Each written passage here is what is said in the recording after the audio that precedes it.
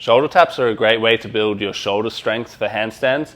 In particular, they're going to really help build that strength in elevation. So being able to keep your shoulder elevated while you're in the handstand. It also has an obvious carryover to handstand walking because you're building that strength to support on the single arm. We're going to go through two variations here. So one will help build just strength and sort of handstand walking strength, and the second is more geared towards building one arm handstand strength and working towards that one arm handstand position. So you're going to start chest to wall, and the first variation you can have your legs straddled slightly, and most of your weight shift is going to come from your hips. Okay, so you're going to shift your hips over and tap your hand to its own shoulder. Okay, so you can see here my feet aren't really moving, my hips are just going back and forth, and I'm tapping the shoulder. So you can see in both these variations, we're going to tap the hand's own shoulder rather than crossing over. Okay, so the reason for this is that when you cross over, it's easy to do a very quick tap on the other shoulder and get your hand back without having to shift your weight onto the other hand. So as an example, I can maintain almost a straight handstand, quickly tap that shoulder, okay, and get it back down, and I haven't actually shifted my hips very much at all. Okay, it's almost like I'm just falling and catching myself. Okay, that's not the intention of the drill. We don't want to just quickly move a hand and get it back down.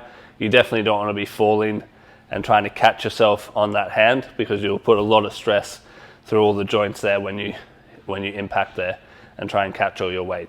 You want to shift and have support on this arm and be able to freely move that hand up and back down. The second variation of the wall tap is more geared towards one arm handstands. So here you're going to shift your feet and your hips across, but try and keep your shoulders on top like where they are. Okay, that hand is going to go to its shoulder and back down. Then same on the other side, shift the feet and hips, but leave the shoulders square, lift the hand and back down.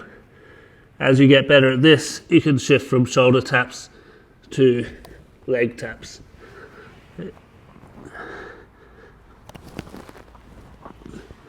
So in that second variation, you want to really feel like your shoulders are still in a two-armed handstand. So it's just the top half that is shifting, but your shoulders are trying to maintain square, maintain that line. And you want to still be on the inside there. If everything goes over to the side, you're going to either tip over the wall, or you're not going to actually be in a good position to do a one-arm handstand.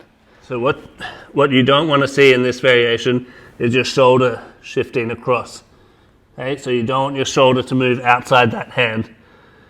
All right, because you won't be able to balance there, and it's not a very stable position for your shoulder.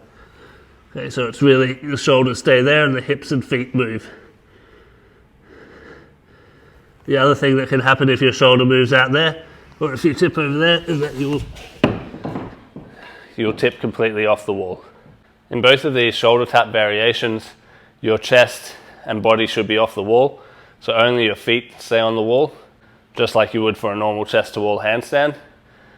In the one arm version, if you're really tilting over into that one arm position, your hip should stay square as well. So you shouldn't end up twisting with one leg or hip touching the wall. Okay, everything should be square to the wall.